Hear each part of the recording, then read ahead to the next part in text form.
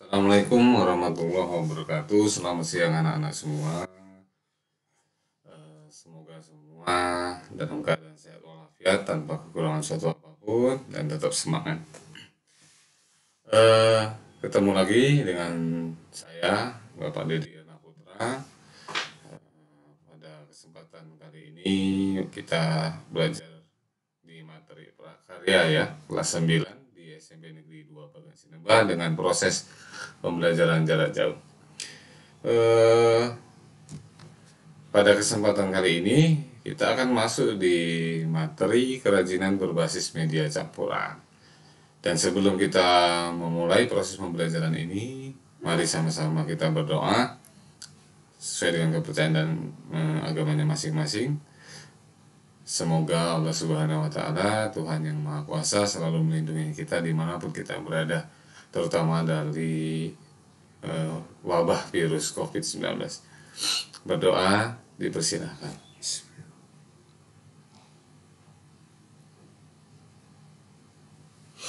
Oke, selesai. Baik, kita mulai pembelajaran prakarya berikut ini.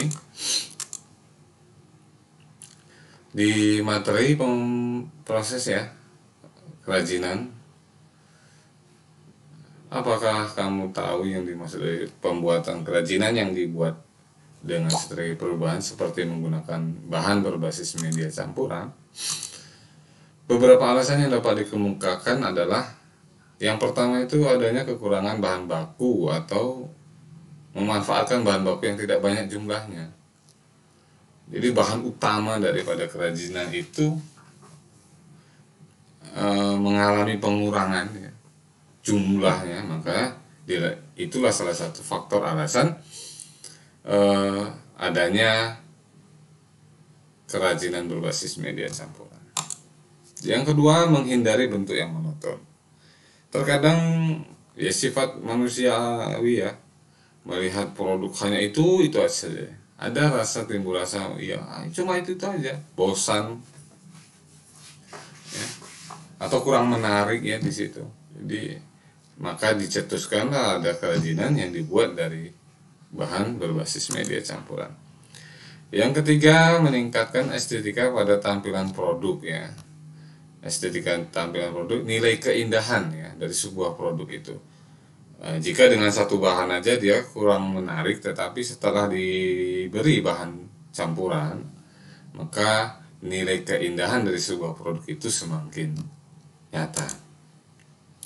Yang keempat, lebih terlihat modern karena dapat disukai oleh semua kalangan, baik itu anak-anak, remaja ataupun orang dewasa ya.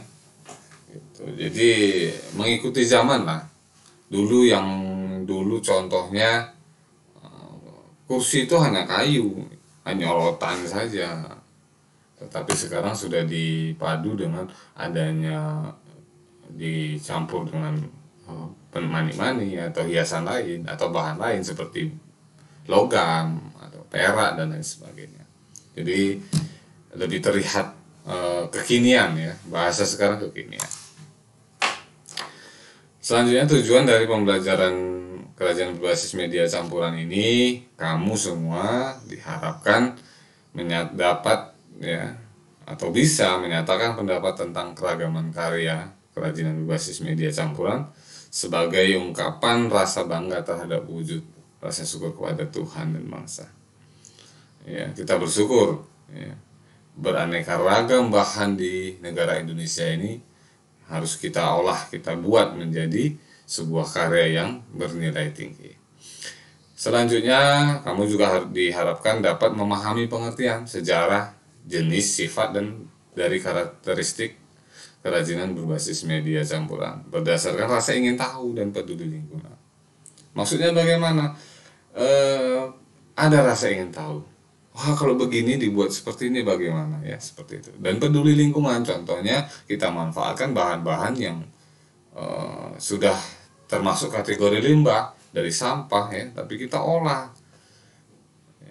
jadi sebuah karya ya, yaitu kerajinan berbasis media campuran tentunya. Contohnya ada botol-botol bekas kita padukan dengan kayu dan lain sebagainya. Selanjutnya kamu juga diharapkan ya dapat mengalami teknik pengolahan ya, prinsip perancangan, prosedur pembuatan, penyajian atau kemasan dari sebuah kerajinan berbasis media campuran berdasarkan karakter yang dapat dikembangkan sesuai kebutuhan wilayah setempat. Jadi di desa tempat kita tinggal itu apa yang bisa kita kembangkan? Ya, banyak kayu ya, kita buatkan centong untuk nasi ya, itu sebuah karya ya, ada perencanaan di situ. Yang keempat, merancang. Kamu diharapkan juga dapat merancang nantinya, membuat, menguji dan mengkomunikasikan produk kerajinan berbasis media campuran daerah setempat ya, daerah tempat kita tinggal berdasarkan teknik dan prosedur yang tepat berdasarkan orisinalitas ide, cita rasa estetis diri sendiri dengan disiplin dan tanggung jawab. Jadi kita harus terapkan sikap disiplin ini. Ya, kamu diharapkan nanti merancang itu apa kerajinan yang bisa kita buat dari karya-karya itu.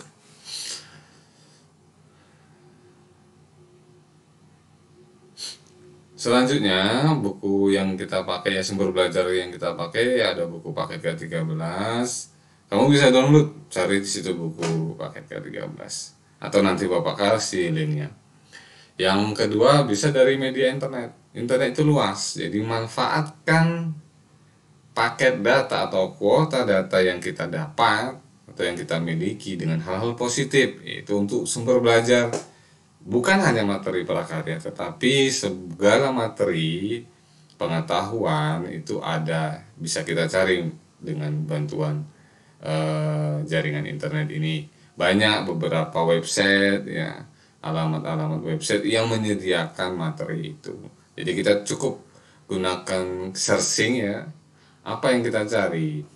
Kerajinan berbasis media campuran bisa kita cari di situ, ataupun mata pelajaran yang lain. Jadi jangan terlalu banyak gunakan untuk main game dan lain-lainnya bla bla bla. Itu ada waktunya. Tapi lebih banyak adalah gunakan internet itu sebagai media ilmu, sumber belajarmu ya, supaya kamu tetap bisa tetap tahu apa yang bisa kita lakukan untuk hari ini dan untuk yang masa datang. Lanjut di prinsip kerajinan berbasis media campuran. Ya, yang pertama merupakan penggabungan dari berbagai bahan yang tidak memiliki reaksi kimia tertentu ketika dilakukan penggabungan. Jadi bahan yang harus digabungkan ini adalah tidak ada reaksi kimia. Contoh umpamanya styrofoam, kita kasih bensin habis. Jadi itu tidak bisa gitu. Jadi yang kita lakukan penggabungan adalah bahan yang memang tidak memiliki reaksi kimia setelah kita gabung. Ya.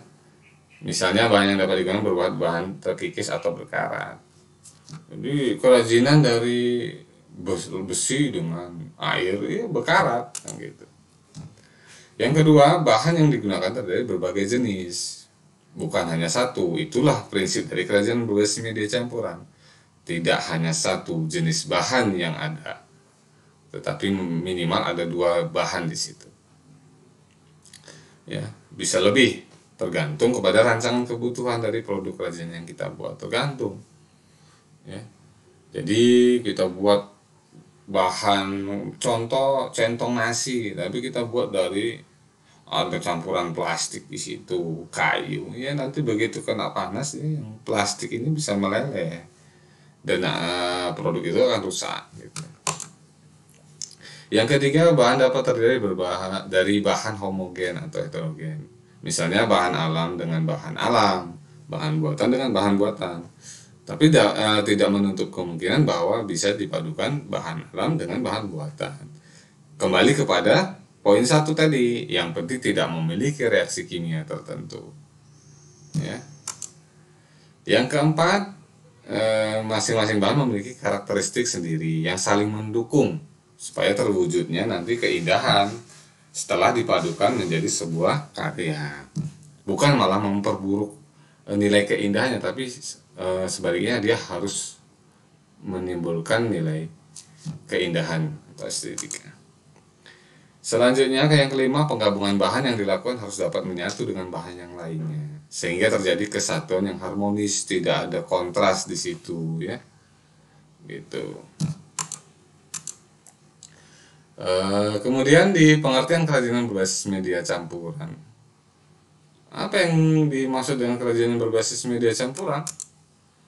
Jadi yang dimaksud di situ itu, yang dimaksud dari kerajinan berbasis media campuran ya adalah jenis kerajinan yang menggunakan bahan utama tertentu, kemudian dipadukan sedemikian rupa dengan bahan tambahan dengan tujuan lebih menarik, namun tetap memiliki fungsionalnya sesuai dengan fungsi asli kerajinan tersebut. Kita sebagai contoh, kita mau buat, kembali saya ambil contoh, kita mau buat centong nasi ya, kita mau buat kerajinan lain, tapi fungsinya tadi centong nasi untuk nyentong nasi.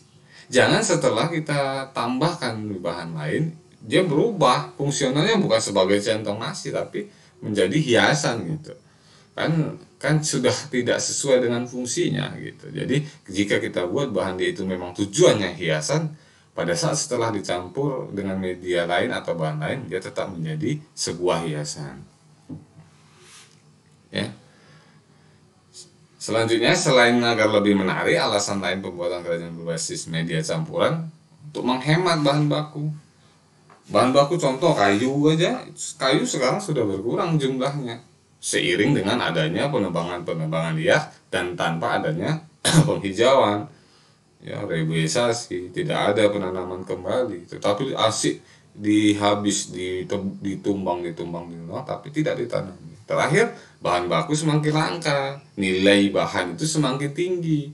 Ya, prinsip ekonomi, semakin langka bahan ya, suatu bahan, maka semakin tinggi nilai jualnya.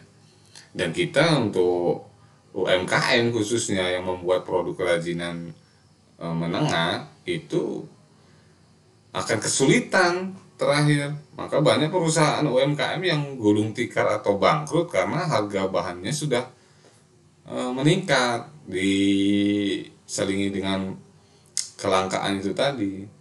Tapi jelas makanya ada perubahan sistem atau produksinya menjadi sebuah kerajinan berbasis media campuran. Jadi yang harusnya satu bahan bisa untuk 2, sekarang satu bahan pokoknya bisa menjadi 10 dengan sisanya adalah media campuran atau bahan campuran lain. Tetap sesuai dengan fungsinya dan pemanfaatannya tanpa mengurangi nilai fungsi ataupun keindahannya. Ya, itu. Lanjut di jenis dan karakteristik kerajinan berbasis media campuran. Sambil ngopi-ngopi boleh ya anak-anakku semua, santai, tapi tetap dipahami. Berikut ini beberapa bahan dasar atau bahan padun yang dapat dikatakan cocok ya. Kembali tadi pada prinsipnya tadi, tidak menimbulkan reaksi kimia, dapat dikatakan cocok atau padu untuk dijadikan bahan campuran dalam produk kerajinan. Batu, yang pertama kita ambil bahan batu. Batu itu banyak ya. Di lingkungan kita itu pasti ada batu. Aneka bentuk, tekstur, warna batu yang menarik dapat dipadukan dengan berbagai bahan lain seperti apa? Kayu. Batu dengan kayu tidak memiliki reaksi kimia. Ya. Logam juga. Contoh apa? Cincin tuh batu akik. Ini kan batu dengan logam, nggak mungkin. Batu dengan kayu, cincinnya kayu tapi dikasih batu, bisa ya. Lebih menarik lagi ya. Itu batu, ingat batu dengan logam itu bisa dipadukan. Ini contoh bahan dasar dan bahan paduan yang dapat dikatakan cocok. Yang kedua, logam. Ini seperti gambar di sini adalah logam perak. Logam ini banyak jenisnya seperti perak, emas, perunggu, besi, dan titanium. Logam dapat dipadukan dengan berbagai bahan lainnya seperti kayu ya, kerang, batu, dan lainnya. Ya, tidak ada memiliki reaksi kimia itu. Logam dengan kayu seperti tadi, batu akik cincin tuh batunya dari batu bebatuan yang permata contohnya, tetapi logam sebagai rumahnya. Yang ketiga yaitu bahan plastik. Bahan plastik ini juga banyak jenisnya ya. Saya ulang, plastik seperti botol, kantong, gelas, perabot ya. Plastik dapat dipadukan berbagai lainnya seperti logam. Plastik bisa dipadu dengan logam atau kain dan lain sebagainya sebagai hiasan. Yang keempat, kayu. Kayu juga banyak jenisnya seperti kayu jati, meranti, nangka, jati landa, kayu hitam dan lain sebagainya. Kayu dapat dipadukan dengan berbagai bahan lainnya seperti logam, kaca dan lainnya. Ya, kayu tadi seperti kaca menjadi jendela, itu sebuah karya.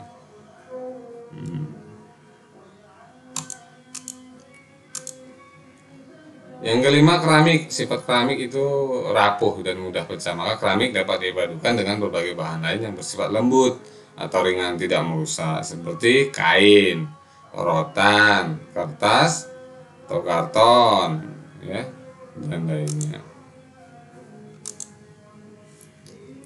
Produk dan proses kerajinan berbasis media campuran. Yang pertama, batu. Di sini bisa kalian baca, kalian lihat, kalian pahami. Bahan dan alat kerajinan batu itu nih, bahannya batu, dalim ya. Yang kedua, alat kerajinan batu itu ada gerenda ya.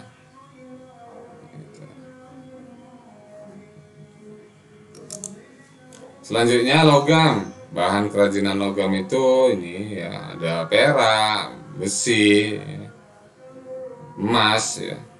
Sedangkan alat untuk melakukan atau membuat kerajinan dari bahan logam itu bisa kita gunakan di sini. Ada penggiling logam, penghancur ya, alat penggiling, pengepres logam.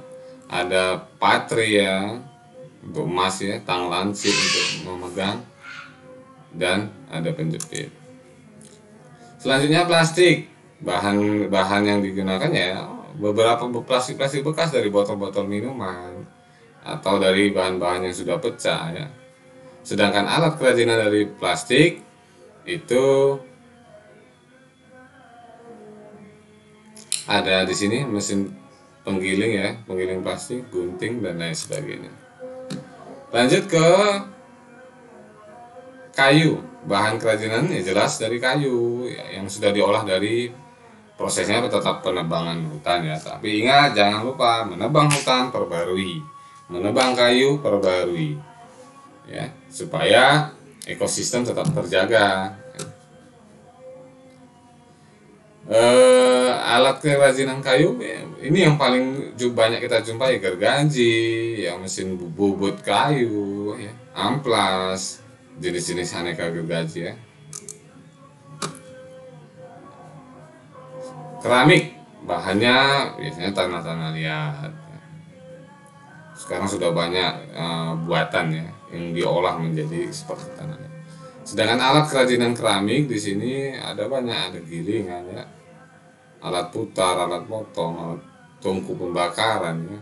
Tetap dia harus dipanaskan supaya lebih tahan dan lebih kuat.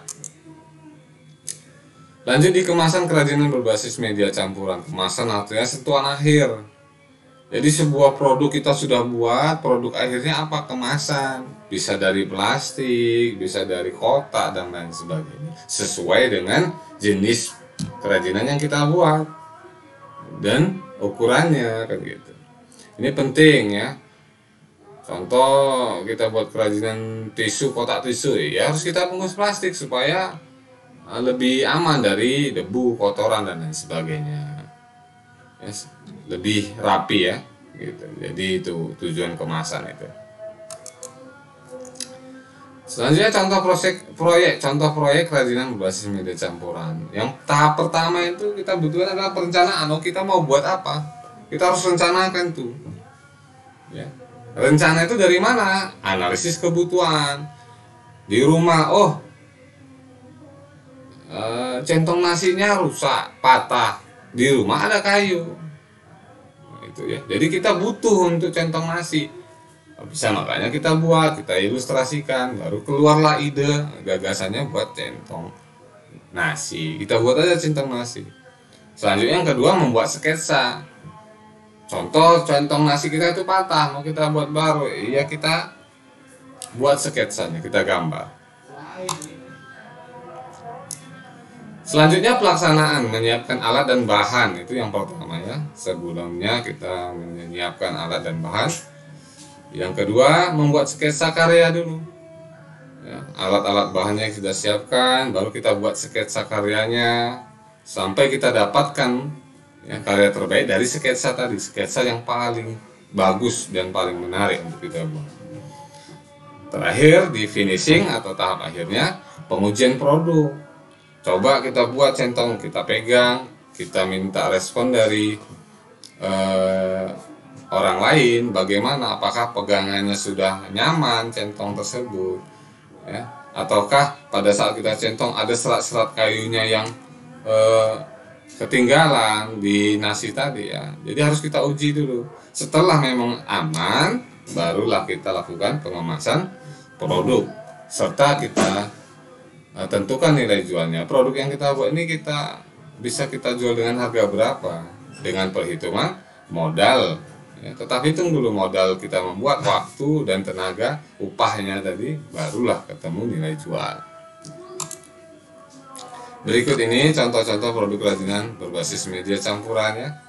Ini batu dengan kayu menjadi hiasan, batu dengan logam. Biasanya wanita itu pakai bros ya kan, dari batu-batuan, manik-manik atau batu bulat, logamnya dia perak. Ada logam dengan kayu, ini pisaunya dia dari logam, tapi tangkainya, pegangannya adalah dari kayu. Itu logam dengan batu, ini gelang dengan mahkota batu mulia umpamanya, kalung ya. Ini plastik dengan logam nih, hiasan ya, besi-besinya menjadi kakinya, tapi ininya plastik ya. Banyak tempat minum ya, tempat aqua atau air mineral dalam kemasan tuh.